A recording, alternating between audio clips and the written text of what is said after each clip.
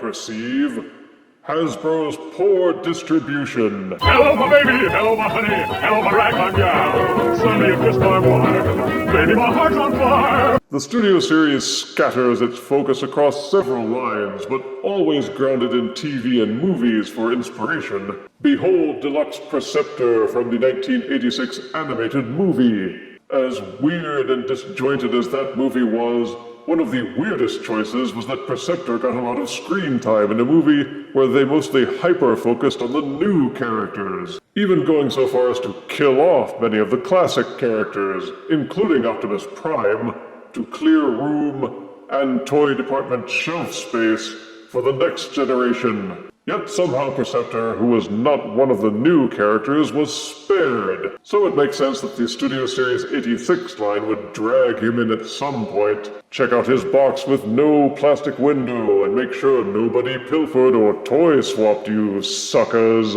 Enjoy the artwork representation of Perceptor's dainty smiling face on the front. And the side panel. Oh, he looks so happy that everyone else is dead. See photos of all three modes on the back and wade through all the multilingual gibberish if you really want to, including his bio, which reads, after observing a fleet of incoming enemies, Perceptor reports that a cursory evaluation of Decepticon capability indicates a distinct tactical deficiency. Or in other words, they're outnumbered. See him flashing that dazzling, toothy smile on the other side panel. Do robots have teeth? Anywho, let's unbox Perceptor and put him under the microscope. Out-of-box Studio Series Deluxe Perceptor comes with his instruction booklet and a color-coordinated laser gun accessory. Also included is this cardboard backdrop depicting the battle in Autobot City, and where you can place Perceptor for display purposes. Perceptor's alt mode is a microscope. The Generation 1 figure was large enough that it looked convincing to have a child using it in that aspect, but this modern inflation-deflated version can't be used by a full-sized person without other people staring at you and thinking, "What are you doing, you idiot?" But to be fair, most Transformers figures and even other action figures could use this as a jumbo-sized microscope. Perceptor's colors are red and blue, with some pale gray knobs, matching slide tray, and some black parts tossed in here and there for good measure. They made him look Generation 1 accurate, which means they couldn't put in too much detail without purists complaining about screen accuracy, and the figure is screen accurate, to a degree. You can see the robot arms and legs, which don't make for very convincing support structure, but everything does tab together very solidly, and there's almost no rattling. In this mode, it looks and feels pretty solid with no gaps, not even at the back. The knobs are like the goggles, they do nothing. Ditto for the actual scope. You can look through it, but everything will seem as if your eyeballs are smeared with a thick layer of Vaseline.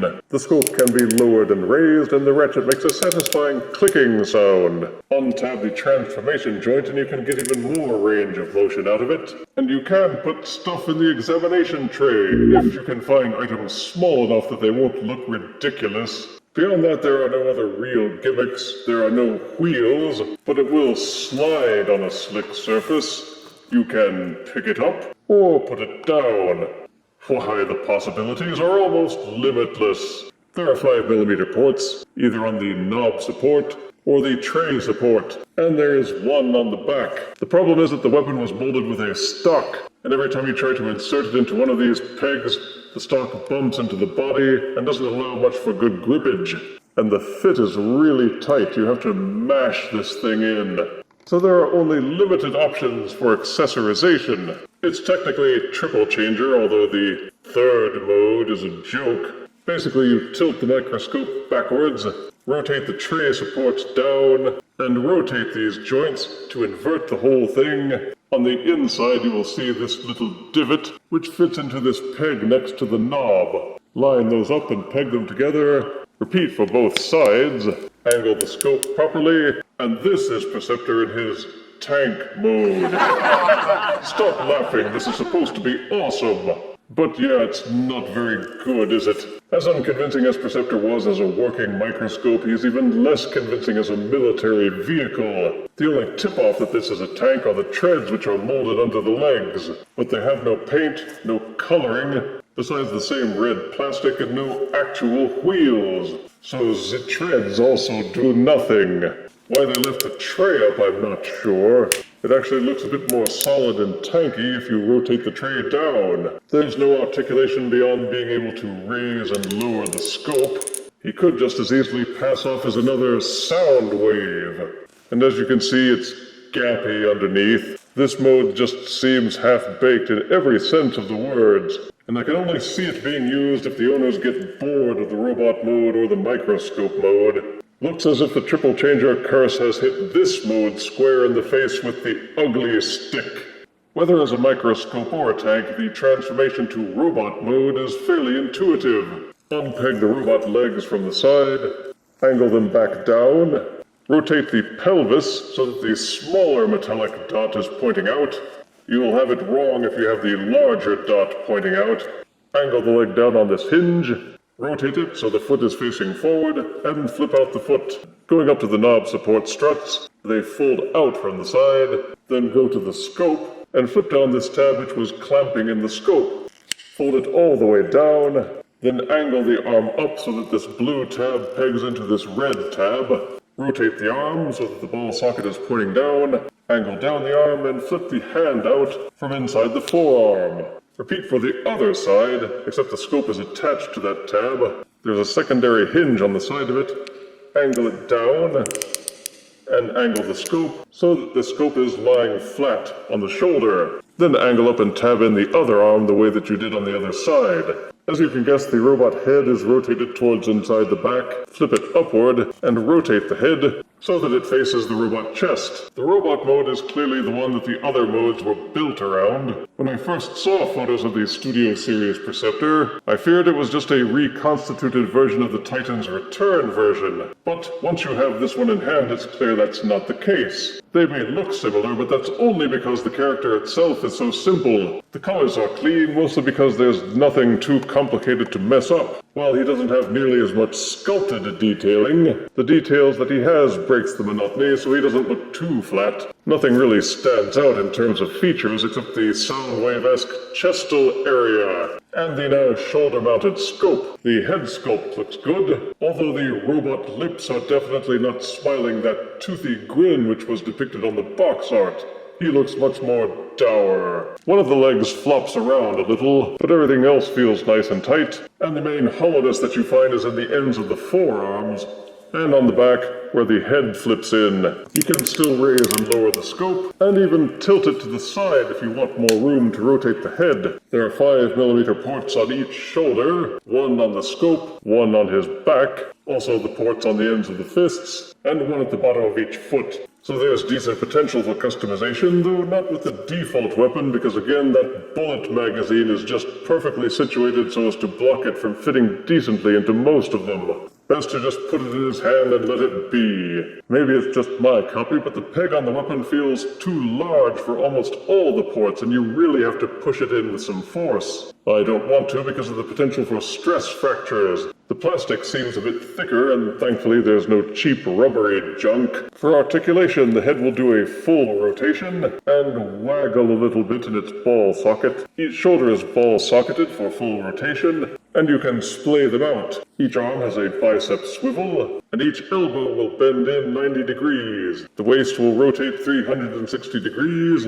Each leg will kick forward this far until it bumps into the body, and kick backwards about this far and stop for the same reasons. There's an upper thigh swivel. Each knee will bend backwards over 90 degrees. The foot will tilt down as part of the transformation, but not upward, and you do get that ankle pivot. There's also the transformation joint at mid-thigh, so you can give him a bow-legged appearance. Alright, Megatron.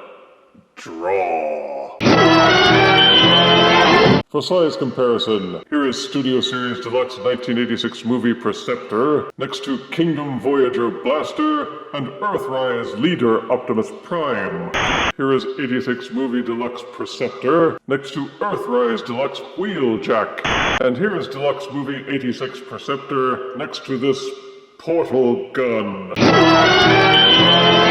Perceptor was always an odd character in the Transformers mythos, a mostly non-combatant scientist in a show that's almost exclusively about war and fighting. But he did find a niche as the sounding board for all the otherwise inexplicable and goofy plots in Season 2. And he even got to lurk in the background for most of the animated movie. His recent figures have been hit or miss, between the agonizingly complicated 2010 figure and the Headmaster Titan Return figure. But this figure seems to have gone back to its roots while still providing a modern update. Positives are the robot mode is well done and well proportioned, the colors are good, there's a decent amount of sculpt work, and he has all the features you would expect in Perceptor. He's got modern articulation, a fairly easy transformation, a few customization ports, and he does serve as a good scientific prop for other figures. Negatives are that the transformation is a bit too basic. There's some hollowness, the scope itself doesn't work, and neither do the treads. The robot feet feel like they could use a bit more articulation for more stable poses, and he's not that far removed from the Titan's Return figure in terms of form and function. The tank mode is a joke, and the alt mode, while Generation 1 accurate, is still kind of nonsensical when you display it next to the more practical alt modes of his fellow Autobots. Still, it's a viable update for an old classic, and I give Studio Series 86 Deluxe Perceptor 7 out of 10 deaths.